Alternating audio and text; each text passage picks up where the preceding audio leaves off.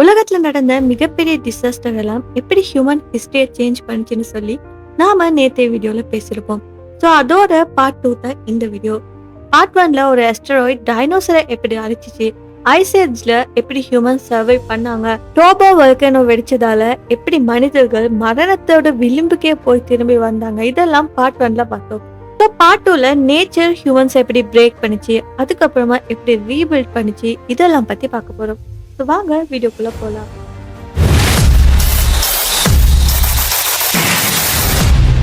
அஸ்டராய்ட் impact, அதுக்கப்புறமா ஐசேஜ், அதுக்கப்புறமா டோபான்னு சொல்லக்கூடிய ஒரு எரிமலையோட வெடிப்பு, இதெல்லாம் தாண்டி மனிதர்களுக்கு அடுத்த மிகப்பெரிய அதிர்ச்சியை கொடுத்துச்சு. ஒரு மிகப்பெரிய வெள்ளம் இந்த பூமியை வந்து தாக்குது. ஸோ இது சாதாரணமா பெய்கிற மழையால வந்த வெள்ளம் கிடையாது. இது பல நாட்கள் பல மாதங்கள் தொடர்ந்து வந்த மிகப்பெரிய நீரழிவுன்னு சொல்லலாம். ஸோ பண்டைய காலத்துல மொசபத்தேமியா, சிந்துவெளி, எகிப்து, சீனா இது மாதிரி எல்லா பகுதிகளிலுமே ஒரு பெரிய வெள்ளம் எல்லாத்தையுமே அழிச்சிச்சுன்னு சொல்லி ஒரே மாதிரியான கதைகள் சொல்லப்பட்டிருக்கு. ஸோ அந்த காலத்துல இருக்கிற மனிதர்கள் எல்லாருமே பாத்தீங்கன்னா நதிக்கரையில தான் அவங்களோட நாகரிகத்தை அமைச்சு வாழ்ந்தாங்க. ஏன்னா தண்ணீர், உணவு, போக்குவரத்து இது எல்லாத்துலயுமே நதி மேல தான் அவங்க டிபெண்ட் பண்ணி இருந்தாங்க. ஆனா இந்த மிகப்பெரிய வெள்ளம் வந்தப்ப மக்கள் நினைச்சது போல அந்த நதி அவங்கள காப்பாத்தல, அவங்கள முழுமையா அழிச்சிச்சுன்னு சொல்லலாம். பலாயிரம் மக்கள் உயிரிழந்தாங்க. பல தலைமுறைகள் கட்டிய குடியிருப்புகள் எல்லாம் ஒரே நாள்ல அழிஞ்சு போகுது. சோ இந்த அழிவுக்கு அப்புறமா மனிதர்கள் ஒரு முக்கியமான உண்மையை உணர்றாங்க. அது என்னன்னா, இயற்கையை கட்டுப்படுத்த முடியாது, ஆனா அதுக்கு ஏற்ற மாதிரி வாழ கற்றுக்கொள்ளலாம்னு சொல்லி. சோ அதுக்கப்புறமா சில மாற்றங்கள் எல்லாம் நடக்குது. அது என்னன்னா, மக்கள் இந்த நதிக்கரையை விட்டு கொஞ்சம் உயரமான இடங்கள் எல்லாம் குடியிருக்க ஆரம்பிக்கிறாங்க. விவசாயத்தை திட்டமிட்டு செய்ய ஆரம்பிக்கிறாங்க. அது மட்டும் இல்லாம நிரந்தரமான கிராமங்கள் எல்லாம் உருவாகுது. சட்டங்கள், விதிமுறைகள் இதெல்லாம் வருது. சோ இதெல்லாம் வாரத்துக்கான மெயின் ரீசன் அந்த மிகப்பெரிய வெள்ளம்னு சொல்லலாம். சோ இந்த மிகப்பெரிய வெள்ளம் ஒரு பக்கம் அழிவை தந்தாலுமே ஒரு புதிய வாழ்க்கையோட தொடக்கத்தையும் கொடுத்துட்டு போகுது. சோ இதெல்லாம் முடிஞ்சு அதுக்கப்புறமா ஒரு மிகப்பெரிய பேரழிவு வருது. அதுதான் நிலநடுக்கம். சோ இந்த நிலநடுக்கம் பண்டைய காலங்கள்ல ஏற்பட்டப்ப வீடுகள் எல்லாம் இடிந்து விழ ஆரம்பிக்குது. கோயில்கள், அரண்மனைகள் இதெல்லாமே சேதமடையுது. ஆயிரக்கணக்கான மக்கள் உயிரிழந்து போறாங்க. சோ இந்த ஒரே ஒரு நிலநடுக்கத்தால முழு நகரமே மண்ணோட மண்ணா போயிடுச்சுன்னு சொல்லலாம். சோ அந்த காலத்துல மக்கள் இதெல்லாம் பார்த்து அதை பத்தி அதிகமா சிந்திக்க தொடங்கினாங்க. சோ நிலநடுக்கம் வருதுன்னா அதுக்கேற்ற மாதிரி எப்படி வீடு கட்டணும்னு சொல்லி அவங்க சிந்திக்க ஆரம்பிக்கிறாங்க. சோ அதுக்கப்புறம் பார்த்தா கல்லை மட்டும் பயன்படுத்தி வீடு கட்டாம வேற வேற முறையில வீடு கட்ட ஆரம்பிக்கிறாங்க. மரத்தை பயன்படுத்த ஆரம்பிக்கிறாங்க. மண்ணையும் மரத்தையும் சேர்த்து கட்ட ஆரம்பிக்கிறாங்க. வீடு ஒன்னோட ஒண்ணு அதிகமா ஒட்ட வைக்காம இடைவெளி எல்லாம் விட்டு கட்ட ஆரம்பிக்கிறாங்க. இதனால சில இடங்கள்ல பாத்தீங்கன்னா நிலநடுக்கத்தால பாதிக்கப்படாத வீடுகள், நகரங்கள் இதெல்லாம் அமைக்க தொடங்குறாங்க.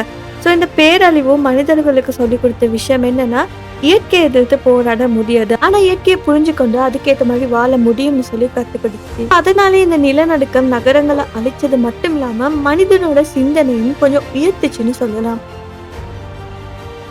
அதுக்கப்புறம் பாத்தீங்கன்னா மிகப்பெரிய புயல்கள் எல்லாம் வர ஆரம்பிக்குது. ஸோ இந்த புயல்களால கடற்கரை பகுதிகளில் வாழ்ந்த மக்கள் தான் ரொம்ப அதிகமா பாதிக்கப்பட்டாங்கன்னு சொல்லலாம்.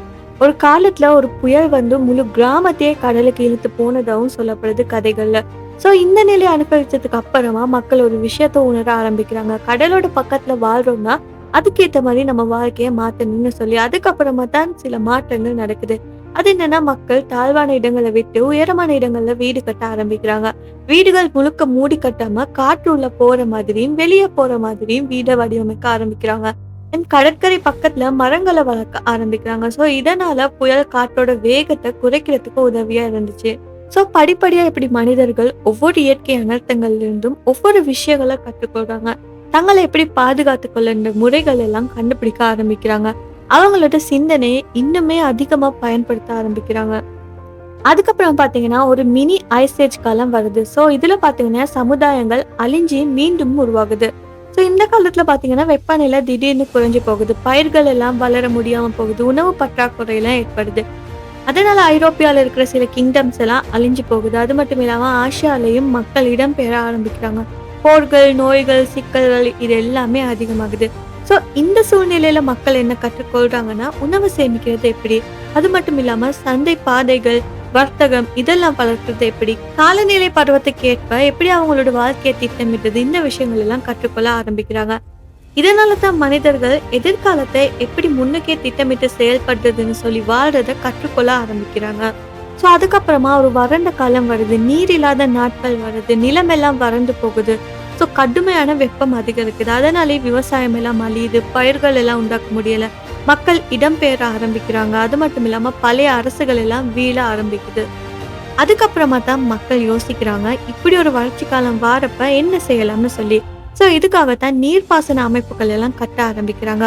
அணைகள், கால்வாய்கள், பெரிய குடியிருப்புகள் இதெல்லாம் வருகுது.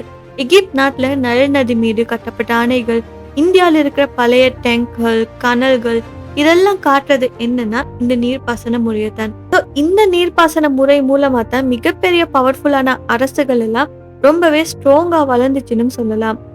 ஸோ இப்படி இந்த பூமியில மனிதர்களோட ஹிஸ்டரிய நிறைய இயற்கை அனர்த்தங்கள் எல்லாம் மாற்றி அமைச்சிச்சுன்னு சொல்லலாம்.